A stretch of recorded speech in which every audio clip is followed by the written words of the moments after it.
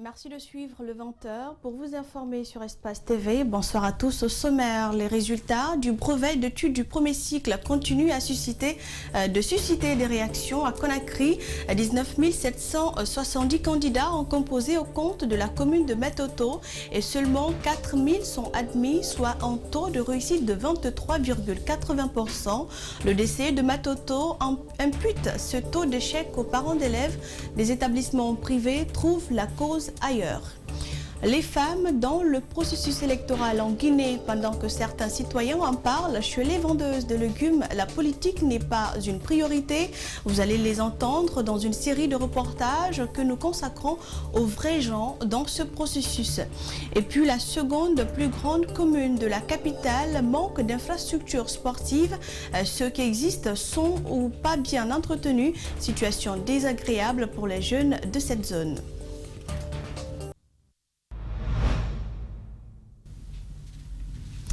Bonsoir à tous. 4 706 candidats sur plus de 19 000 ont été déclarés admis dans la commune de Matoto, soit un taux de réussite de 23,80%, un taux de réussite qui, selon le DCE, est interprétable et il impute la responsabilité aux parents d'élèves qui, selon lui, ne font pas la différence entre l'affection et l'affectivité dans la formation de leurs enfants.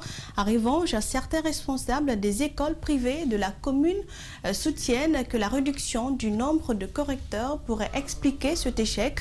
Ils sont au micro de Ali Badara Kamara et de Aliouba. Le nombre de correcteurs au BEPC a été réduit et des cas de démission ont été enregistrés. Toutefois, on avait 63 correcteurs par sous-commission. Cette année, il était seulement 13 correcteurs par matière. Une situation qui pourrait bien expliquer la baisse du taux de réussite selon certains responsables d'écoles privées. Aujourd'hui, la sous-commission Histoire n'avait que 13 correcteurs. Vous voyez, au fur et à mesure qu'on avance, le nombre de candidats augmente. Au lieu d'augmenter le nombre de correcteurs, on réduit ce nombre-là. 13 correcteurs pour corriger toute la communauté d'histoire de Conakry. Je pense que quelle que soit leur lucidité, ils ne pourront pas réellement corriger comme il le faut. Aboubakar Titi Kamara, l'une des écoles privées de Matoto, a présenté 72 candidats. 48 ont été déclarés admis, soit un pourcentage de 66,67%. Son administrateur général déplore le taux d'échec sur le plan national. Les facteurs liés à la crise sanitaire et les troubles sociaux n'ont pas été selon lui pris en compte. L'État n'a pas tenu compte de comment est-ce que nous avons traversé l'année. D'abord, il y a eu beaucoup de perturbations dues aux différentes grèves organisées par le SLEG, mais aussi il y a eu cette sale maladie qui n'est autre que le coronavirus. Le directeur communal de l'éducation de Matoto situe les responsabilités de cet échec en ces termes.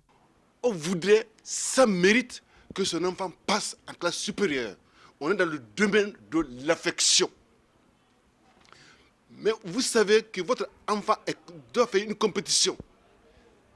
Et devant cette compétition, pour qu'il mérite très bien, vous prenez tous les jeux pour appuyer pour qu'il le soit. Tu es dans le domaine de l'affectivité. Donc, distinguer l'affectivité de l'affection doit permettre à chacun de comprendre également les résultats de cette année. Au collège Zimbaya aussi, le résultat n'est pas satisfaisant. Sur les 456 candidats présentés, 53 sont admis au lycée. Les futurs candidats sont avertis. Ils comptent multiplier les efforts pour changer de tenue. Moi, en tant qu'un élève de la 9e année, ça me prévient de me préparer pour la 10e année. Comme futur candidat du BPC l'année prochaine, je conseille à tous mes amis de réviser, d'apprendre leurs leçons. Le taux de réussite est de 35,59% au BEPC saison 2020. Un recul par rapport à l'année dernière. qui avait enregistré 44,41%. Autre fait de l'actualité, la CENI a procédé ce lundi à la publication des statistiques finales du fichier électoral. La CENI, la région administrative de Kankan, bastion du pouvoir, regorge le plus grand nombre d'électeurs, plus d'1 million, soit 22% du corps électoral. En revanche, les zones réputées proches de l'opposition enregistrent une baisse de leur population électorale. L'organe en charge de la gestion des élections justifie l'accroissement de la population électorale par un droit du fait de la mobilité de la population face aux difficultés économiques, notamment le chômage. Commentaire, Mamadou Bouidjalo.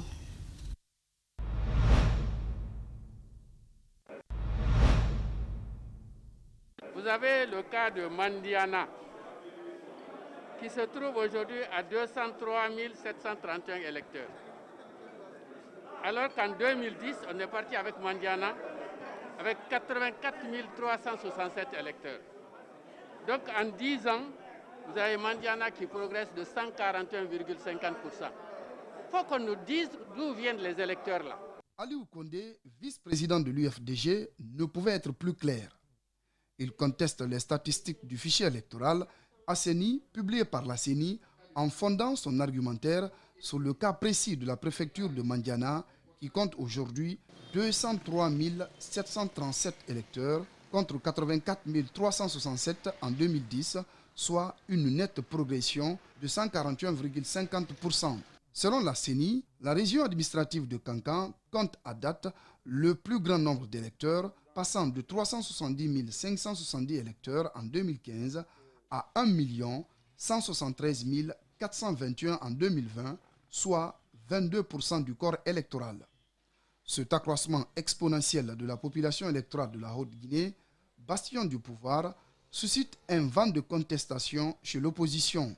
La capitale Conakry enregistre une nette progression de sa population électorale, passant de 219 466 électeurs en 2015 à 1 016 848 en 2020, soit 19% du corps électoral.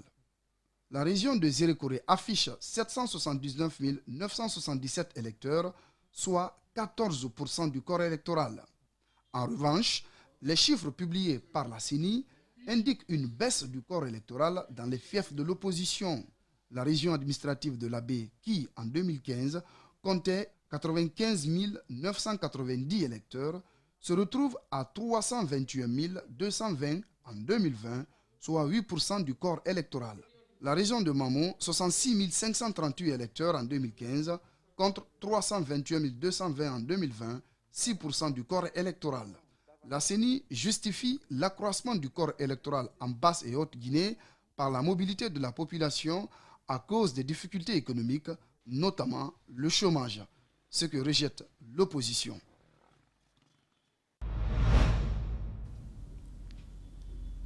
La Guinée se dirige à grands pas vers l'élection présidentielle d'octobre 2020. Pendant que certains citoyens en parlent, chez d'autres, c'est tout le contraire. Ils estiment que la politique n'est pas leur priorité. C'est le cas chez les femmes qui se lèvent très tôt le matin pour aller dans les marchés. Dans une série de reportages que nous consacrons aux vrais gens dans ce processus, notre équipe de reportage est allée à la rencontre de ces femmes pour recueillir leurs avis. André Mossi, Milimono et Yacoba Traoré.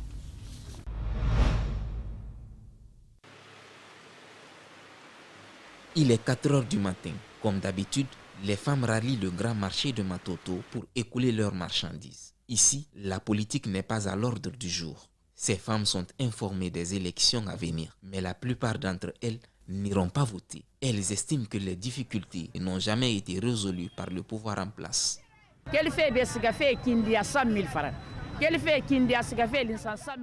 Je viens de l'INSAM. Je débourse une somme de 200 000 francs pour être ici à Conakry. La route est impraticable. Vous voulez que je vote avec ça?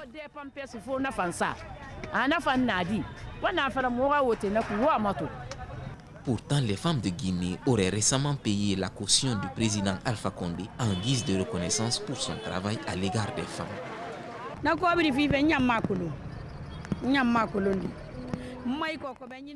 Je ne suis pas au courant de cela. Si les femmes ont payé cette caution, je ne connais pas. Tout ce que je sais, c'est comment écouler mes aubergines.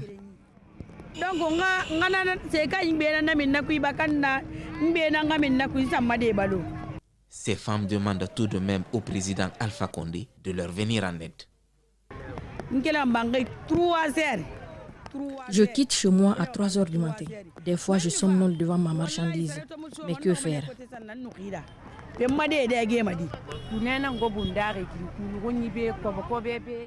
demandons de l'aide au gouvernement, car nous, les femmes, nous souffrons énormément.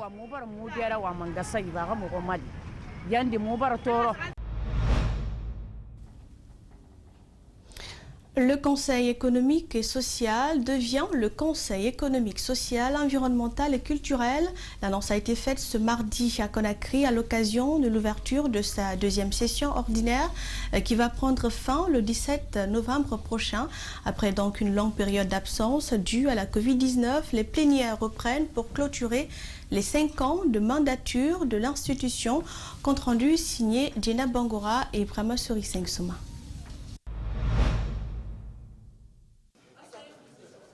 C'est une nouvelle mission que se fixe le Conseil économique, social, environnemental et culturel.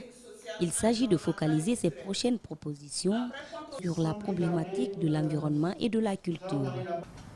Les dimensions environnementales et culturelles seront dorénavant prises en compte dans nos activités de formulation des recommandations et des suggestions à l'endroit de l'exécutif et du législatif. Cette deuxième session sera donc une occasion pour les conseillers et conseillères de terminer les 5 années de mandature de l'institution. Malgré la présence de la pandémie de Covid-19 en Guinée et à travers le monde, le Conseil économique, social, environnemental et culturel a mené quelques activités à l'échelle nationale et internationale. Pour le ministre en charge des relations avec les institutions républicaines, le contexte sanitaire et politique du pays mérite toute l'attention des conseillers au cours de cette session. Cette session, comme il apparaît, s'ouvre dans un climat sociopolitique marqué par la période électorale et l'état d'urgence sanitaire qui impacte très certainement la paix et la cohésion nationale. Cela doit certainement retenir l'attention de votre institution eu égard à sa mission constitutionnelle de veiller à la consolidation de la paix dans notre pays. Hadja Rabiatou Sira Diallo souhaite des élections apaisées en Guinée et invite chacun au respect des gestes barrières. La femme dans la vie de la nation, c'est autour de ce thème que la Fondation Madame Kaba Rougibari a organisé ce lundi un forum d'échange. Selon les organisateurs, l'objectif de cette rencontre est de poser et d'exposer autour des questions liées au rôle de la femme dans le quotidien du pays. Idrissa Bari commente les images d'Aboubacar Keke Bangoura. En Guinée, les femmes composent plus de la moitié de la population. En plus de leur supériorité numérique, elles sont aussi appelées baromètres de la société. Mais leur rôle dans la gouvernance du pays est trop souvent minimisé par les pouvoirs publics. En initiant ce forum sur le thème « Femmes dans la vie de la nation », la Fondation Madame Kaba Rougibari et Babies souhaite briser ces stéréotypes afin de démontrer leur place dans le développement socio-économique et politique de la Guinée. C'est pour donner cette chance à d'autres femmes qui peut-être ont envie de parler politique ou qui peut-être ont envie de parler développement et surtout les droits de les femmes, de se réunir ici dans cette salle avec des femmes influentes et leaders pour échanger et pour apprendre davantage sur ce qu'est le rôle de la femme dans la vie de sa nation. 3 panels ont ponctué ce forum autour de thématiques comme femmes et politique, femmes et développement et droits de la femme. Selon les participantes, la réussite de la société guinéenne dépend de l'implication des femmes à tous les niveaux, puisqu'elles représentent 52% de la population. Spécifiquement sur l'inclusion économique et sociale, il est important que les femmes puissent être autonomes, puissent bénéficier des programmes qui sont en cours dans ce pays pour pouvoir réellement réaliser leur activité génératrice de revenus. Il est bon qu'il y ait des organisations de la société civile qui s'occupent de l'éducation de la femme pour qu'elle puisse aller en politique. Pour qu'il y ait beaucoup de femmes à l'hémicycle, pour qu'il y ait plus de femmes députées, pour qu'il y ait plus de femmes au communal. Les organisateurs de ce forum espèrent qu'à l'issue de ces échanges, l'État va prendre en compte l'implication des femmes dans le développement et leur productivité dans le PIB du pays, tout en mettant en place des mesures fortes pour accompagner cette couche dans les activités génératrices de revenus. Et on parle de sport dans ce journal, je vous l'annonçais. La commune de Ratoma, l'une des plus grandes de la capitale Conakry, manque d'infrastructures sportives pour la jeunesse. Pas de terrain de football suffisant et ceux qui existent ne sont pas bien entretenus. C'est en tout cas ce qui ressort des propos des jeunes de cette commune. Reportage Al-Gassimou, Yaliba et Aluba qui ont fait un tour dans certains quartiers pour en savoir davantage. Suivez leur reportage.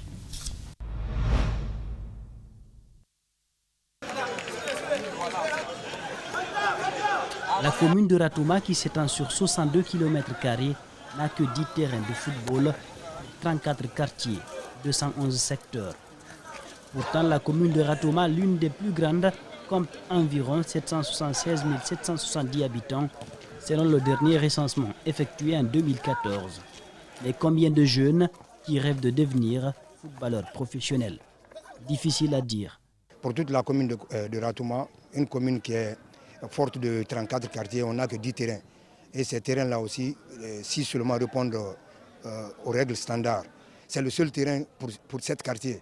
Là, je vous le dis, tous les quartiers avoisinants pratiquent ce seul terrain. Au cours des entraînements, parfois s'il pleut, il nous faut d'abord chercher des solutions pour drainer l'eau, pour qu'on puisse nous entraîner. Sinon, ça ne serait pas possible, parce qu'il y aura de l'eau partout. Vraiment, la pelouse, elle nous indispose parce qu'il n'y a pas de sable, il n'y a pas de carton sur le terrain. Ces jeunes footballeurs ont tous un même rêve, devenir des footballeurs professionnels comme Naby Keita Diko, l'international guinéen qui joue actuellement à Liverpool, ou Sadio Mané. Mais pour cela, il leur faut d'abord ce ballon et des espaces de jeu. Vu le manque de terrain, une organisation s'impose. Les U16, U17, ils s'entraînent de 6h à 8h. Bon, mon académie sport de Solepimo, ils s'entraînent de 14h à 16h. Bon, les enfants, ils s'entraînent le mercredi à partir de 14h30 jusqu'à 15h30. Maintenant, les plus petits, les U10 et U11, ils s'entraînent les week-ends, vendredi, samedi. Il est presque midi. Cet éducateur vient de trouver de la place pour ces gamins venus s'entraîner, mais sous un soleil de plomb. L'entraînement, c'est très difficile. On n'a pas de temps de l'entraînement, surtout quand c'est avec les enfants. Les grands veulent toujours profiter. Les enfants, ils n'ont que peut-être 1 ou 2 fois par semaine. Ils sollicitent tous l'appui des autorités sportives du pays afin de trouver une solution à leurs problèmes. Si l'État peut nous venir en aide pour qu'on puisse avoir plus de terrain, là, ça pourrait marcher. Antonio Soiré, s'il peut nous aider à arranger le terrain de Nongo Centre. Pour les autres disciplines sportives, il n'existe pratiquement pas de terrain de jeu à Ratoma, à part ceux qu'on retrouve dans quelques établissements scolaires privés.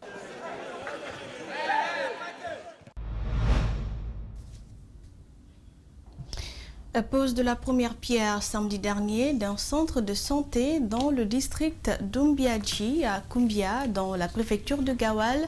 Ce don des fils ressortissants de ce district vise à faciliter l'accès aux soins de santé pour ses habitants. La cérémonie s'est déroulée en présence des autorités préfectorales de Gawal, les autorités de la commune rurale de Kumbia, les chefs religieux ainsi que les ressortissants de Dumbiadji à Conakry. Reportage Fatoumata Bailaoba et Salifou Lifou-Sissé. Ce centre de santé offert par les fils du district de Dumbiadji sera doté d'un bloc d'hospitalisation de 25 lits, d'une salle d'opération, d'une maternité, d'une pharmacie, d'une salle de conférence ainsi qu'un forage en faveur des populations de cette commune rurale. L'hôpital là, ce n'est pas Dombia seulement. C'est toute la préfecture de Gawal. Et d'où un malade vient, S'il arrive à Dombiaji, Inch'Allah, il va se soigner. Nous allons encourager tous les fils ressortissants de Gawal se trouvant à l'intérieur ou à l'extérieur du pays d'envater cette pas-là. La construction de ces soins médicaux sera faite à des exigences réglementaires sanitaires. Pour le maire de la commune rurale de Koumbia, ce projet permettra de réduire les difficultés auxquelles la population de sa juridiction est confrontée. Si aujourd'hui nous avons un hôpital là-bas, ça nous évite les difficultés de communication entre la commune rurale, le centre de la commune, et Dombiaji qui se situe à 35 km de Koumbia. Si nous avons un hôpital ici, ça peut soulager même la commune voisine qui est Foulamoré. Le préfet de Gawala est satisfait de ce projet financé par Lions Club au district d'Umbiaji à hauteur d'1,6 milliard de francs guinéens pour un délai d'exécution de 4 mois. C'est un hôpital digne d'une préfecture, mais rien n'est grand pour un village. Rien n'est encore petit. À la ligne droite, on est à 20 km de la Guinée-Bissau. Même pendant qu'il y a l'ancien poste de santé, les Guinéens de Bissau viennent ici pour se traiter. Après tant d'années de souffrance, Fatoumata Diarra Sambé se réjouit de la construction de cet édifice sanitaire qui sera à mesure de recevoir des patients venus des autres localités de la préfecture. On ne fait pas de centre hospitalier à Doumbia. Pour se traiter, il te faut partir à Gawal. Mais aujourd'hui, avec ce centre, nous sommes très satisfaits et nous prions Dieu qu'il vous accorde la paix et sa bénédiction. La construction de ce centre hospitalier permettra de réduire la mortalité maternelle et infantile ainsi que la prise en charge des grossesses à risque dans le district de Dumbiaji. Et cette édition a été réalisée par l'ensemble de la rédaction. Merci pour l'attention. Rendez-vous à 22h pour la prochaine édition d'Info avec Moussa Mouissila. Bonne soirée.